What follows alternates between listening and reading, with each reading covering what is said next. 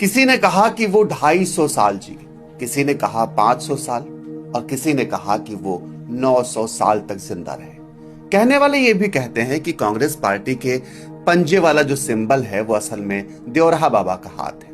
इंदिरा गांधी, राजीव गांधी, जवाहरलाल नेहरू और अटल बिहारी वाजपेयी जैसे बड़े बड़े नेता अक्सर देवराहा बाबा के आश्रम पर जाते रहते थे। सरयू किनारे एक लकड़ी के मचान पर रहने वाले देवराहा बाबा की जिंदगी से ऐसे सैकड़ों रहस्य जुड़े हुए थे जिन्हें समझ पाना आज भी संभव नहीं है। करीब 150 साल पहले यूपी के देवरिया जिले में सरयू के किनारे एक योगी रहा करते थे। उनका नाम क्या था किसी को नहीं पता, कहां से आए कोई नहीं जानता। बस देवरिया में रहने के कारण लोग उन्हें देवराहा बाबा कहा करते थे। कुछ लोग बताते हैं कि उनका नाम जनार्दन दत्त या जनार्दन दुबे था और वो 19वीं सदी के अंत में पैदा हुए थे, लेकिन इस बात में कितनी सच्चाई है किसी को नहीं पता। उनके मानने वालों में से कोई कहता है कि वो 250 साल के हैं, तो कोई कहता कि वो 500 साल के हैं। देश के पहले राष्ट्रपति डॉक्टर राजेंद्र प्रसाद बताया करते थे कि जब वो छोटे थे तो उनके पिता उन्हें देवराहा बाबा के दर्शन करवाने लेकर जाया करते थे। बाबा ने उन्हें देखकर भविष्यवाणी की थी कि ये बालक बहुत ऊंची कुर्सी पर बैठेगा। 1950 में जब डॉक्टर राजेंद्र प्रसाद राष्ट्रपति बने तो उन्होंने बाबा को एक पत्र लिखकर धन्यवाद दिया और लिखा कि आपकी भविष्यवाणी साकार हो गई। डॉक्टर प्रसाद बार बार कहते थे कि बाबा कम से कम 150-200 साल से ज्यादा जीवित रहे होंगे, क्योंकि उनके पिता के समय में भी बाबा बूढ़े ही दिखते थे। राष्ट्रपति की इसी बात से आप देवराहा बाबा की आयु का अंदाजा लगा सकते हैं। डॉक्टर राजेंद्र प्रसाद जो प्रेसिडेंट थे भारत के, उन्होंने ये कहा था जब वो 70 वर्ष के थे, तो उन्होंने कहा था कि जब वो बच्चे थे तब उन्होंने आपको उसी अवस्था में देखा था जिस अवस्था में। क्या सुन, ये सब कथाएं तो बहुत सी लंबी हैं। अब यही अपने मुंह से अपने वर्णन करे सब हम लिखल हुई। अच्छा सुन, तो यानी अवस्था कोई हमारे पूछे तो बताए दे ईश्वर लीन। हाँ, ईश्वर लीन है। कई दशकों तक बाबा देवरिया के सलेमपुर इलाके के मैल गांव में सरयू नदी के किनारे रहा करते थे। सरयू की रेत पे उनका 10-12 फीट ऊंचा मचान होता था और उसी पर बाबा निर्वस्त्र होकर रहा करते थे। नीचे वो सिर्फ जरूरी कामों जैसे नहाने आदि के लिए ही उतरते थे। कोई दर्शन को आता तो मचान से ही उससे बात करते थे। आशीर्वाद चाहिए तो मचान से ही पैर लटका देते थे। देवराहा बाबा के आशीर्वाद देने का यही तरीका था। वो हाथों से नहीं पैरों से आशीर्वाद देते थे। देखने वाले ये भी बताते हैं कि कभी कभी जब बाबा सरयू में नहाने जाते थे तो आधे आधे 1 घंटे तक पानी के नीचे ही बैठे रहते थे। पानी में सांस कैसे लेते थे किसी को नहीं पता। कुछ लोग बताते थे कि बाबा पानी पर चलना भी जानते थे। कभी कभी बाबा खाली हाथों से लोगों को फल या मिठाई प्रसाद में दे देते थे। देवराहा बाबा साल के कुछ महीनों में काशी, प्रयाग या हिमालय जैसी जगहों पर भी चले जाया करते थे, लेकिन वो कब जाते थे किसी को नहीं पता। कैसे जाते थे कोई नहीं जानता। देवराहा बाबा को कभी किसी ने गाड़ियों में बैठते या सफर करते हुए नहीं देखा। कुंभ के समय में वो प्रयाग में त्रिवेणी संगम के किनारे अपने मचान पर बैठे हुए देखे जाते थे, लेकिन वहां जाते हुए उन्हें कभी किसी ने नहीं देखा। वैसे तो बाबा बहुत सरल स्वभाव के थे, लेकिन ज्यादातर वो मौन रहते थे या कुछ पूछने पर बहुत कम शब्दों में जवाब देते थे। अपने बस में कर लेते हैं, उससे जो है अपना के दर्शन विधिवत किए गए विधिवत कर पाए। जितना समझ आया उतना कर पाए। नहीं, जिब्भा पलट के कहा। अच्छा। कहते हैं जीवन की शुरुआत में बाबा ने कई दशकों तक हिमालय में साधना की थी। उसके बाद सरयू के किनारे एक छोटे से गांव में आकर बस गए।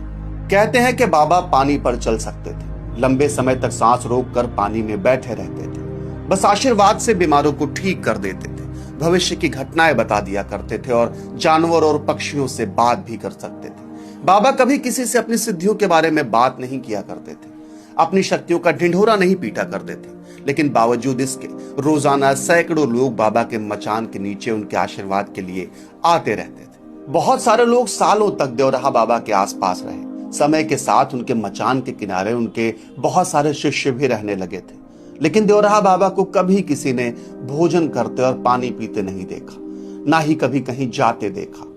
देवराहा बाबा जितने शक्तिशाली थे उतने ही सरल स्वभाव के थे। जब भी कोई उनसे पूछता कि उनकी आयु का रहस्य क्या है, बाबा तुरंत अपनी क्रियाएं और योग बता देते थे। बाबा ने कभी बिना पूछे कुछ नहीं कहा और पूछने पर कुछ छुपाया नहीं।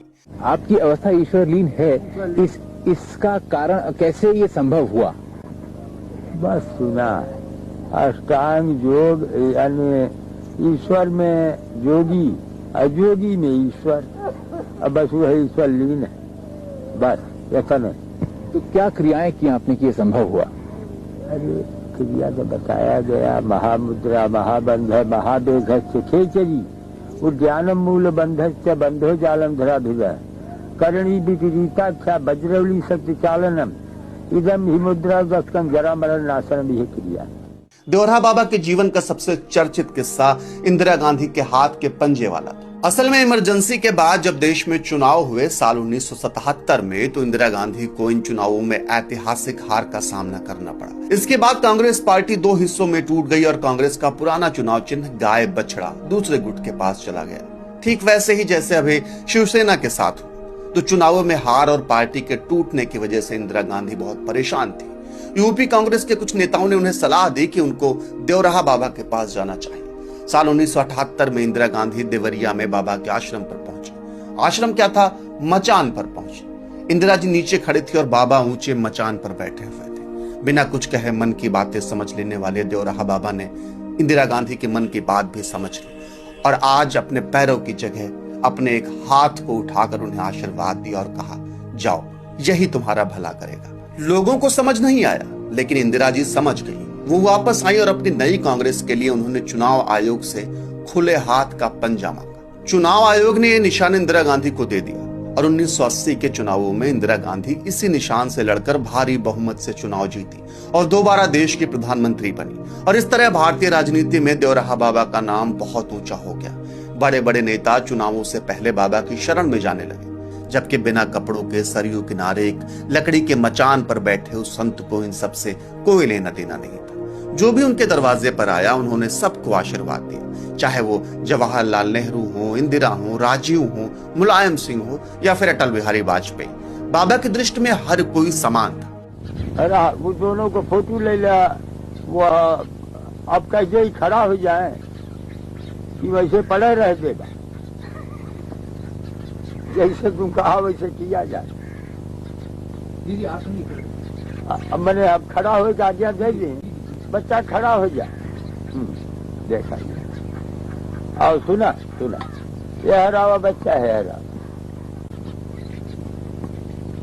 इनका नाम अशोक सिंघल है और यह जो है भूतपूर्व डायरेक्टर जनरल पुलिस। बताने वाले बताते थे कि बाबा अंग्रेजों के समय में भी यही विराजमान थे। वो जॉर्ज पंचम के समय में भी देखे गए थे और उसके सैकड़ों साल बाद भी।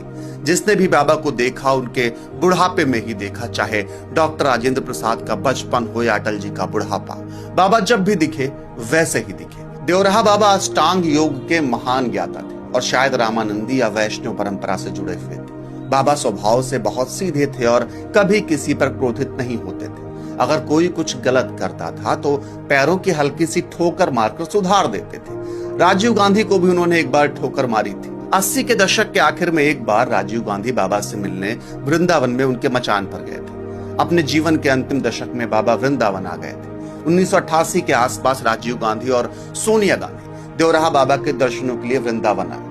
बाबा उस समय अपने मचान पर निर्वस्त्र अवस्था में बैठे थे, जैसे वो बैठते थे, और पैरों को लटका रखा था। राजीव गांधी ने पैरों को छुआ, आशीर्वाद लिया, सिर झुकाया, लेकिन अचानक बाबा ने अपने पैर से उन्हें ठोकर मार दी। लोग सन्न रह गए। सुरक्षा अधिकारी, कांग्रेस नेता और वहां खड़े सारे भक्त हैरान रह गए कि हुआ क्या। थोड़ी देर में बाबा शांत स्वर में बोले, अब जा, तू ठीक हो जाएगा।